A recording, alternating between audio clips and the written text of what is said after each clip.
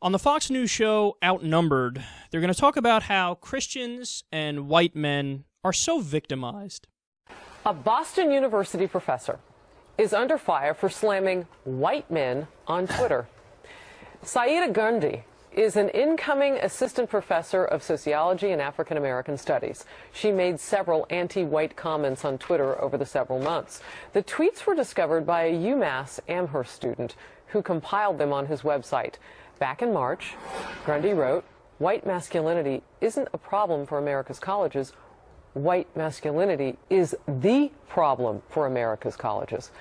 And in January, quote, "Every MLK week, I commit myself to not spending a dime in white-owned businesses, and every year I find it nearly impossible."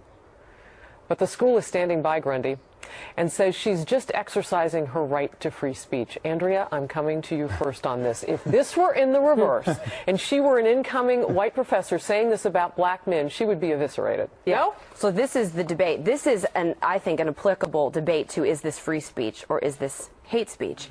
But Harris, the last acceptable form of discrimination in this country now is two groups. One, Christians, and two, white men. And that's why she can get away with this. Why? Where are the organizations in defense of white men? Where are the marches? Where are the editorials penned? Where are the organizations in defense of white men? I know a few. Do you know them? You don't know which organizations were pretty much for white men?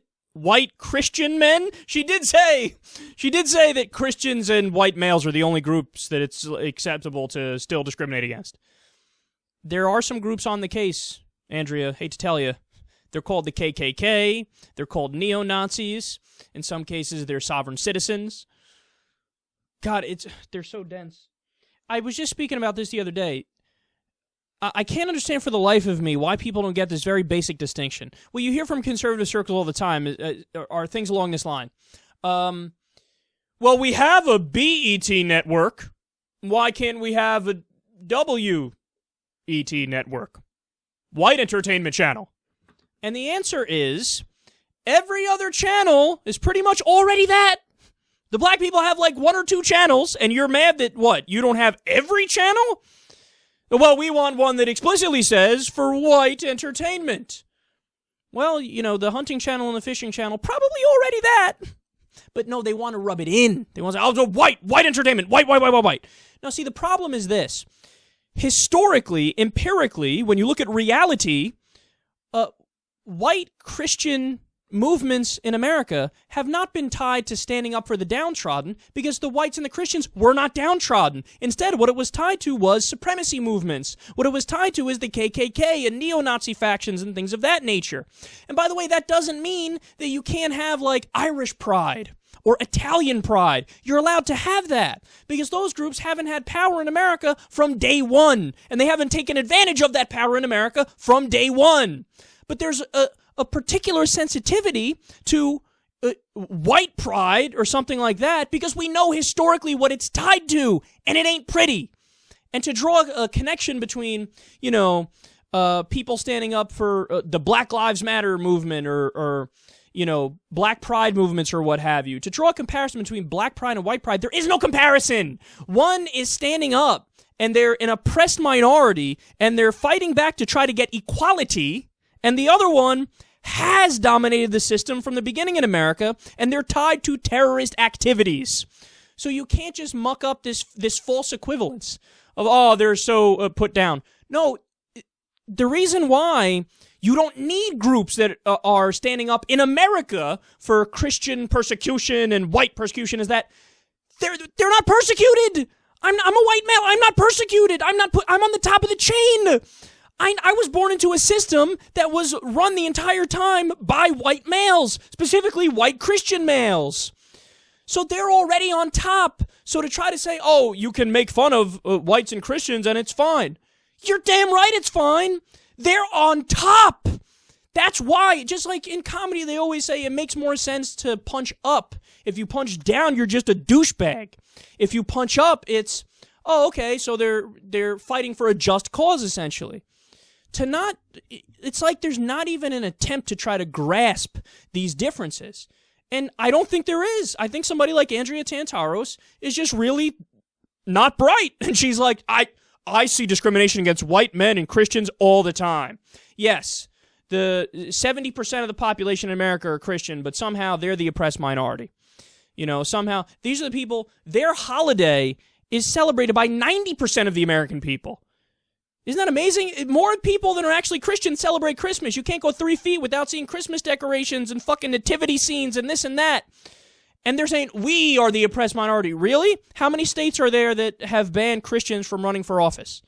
0. How many are there that ban atheists? 7. Tell me again who's oppressed? But it is true, though. They're right that the hate crime statistics against Christians went up dramatically after 9/11. Oh, no, that was for Muslims. I'm sorry. That was actually for Muslims, Sikhs, Buddhists, anybody with slightly darker skin than white people. But it's okay because we did see that great report earlier about how the NSA was spying on Christians even when they knew the Christians were moderate. But since they were Christian, they were spying on them because they're oppressed. Oh, no, wait, sorry, that was Muslims also.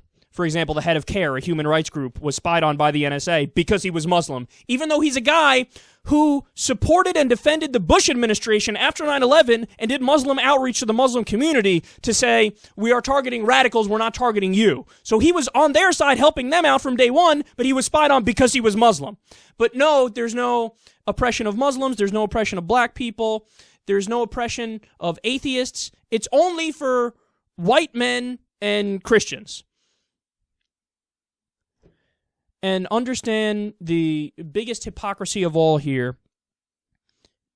Andrea Tantaros, all the Fox hosts, were just piling on recently, except for O'Reilly is one exception and one other, I think. But I'm drawing a blank on the other one. But most of the Fox hosts were defending viciously and vociferously Pamela Geller. When Pamela Geller did the Muhammad cartoon contest. And they said, no, the main issue here is free speech. That's the main issue here. It doesn't matter if it's hate speech. It doesn't matter if it's offensive. It's free speech, and that's the end of the conversation. And by the way, I agree with them on that. They're right about that. But what are you seeing here?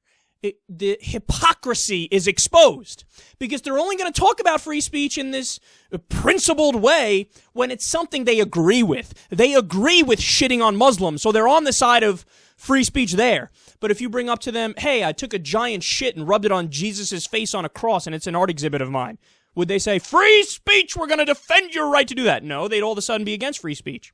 Here, when you have some not even all that outrageous tweets from a professor that say, hey, white masculinity in colleges is a problem, and, you know, oh, I try to support black businesses on Martin Luther King Day, not even all that outrageous. And what do they say? No, this isn't free speech, this is hate speech. Fire her. So all the free speech crusaders are now anti-free speech because it's speech that they don't agree with.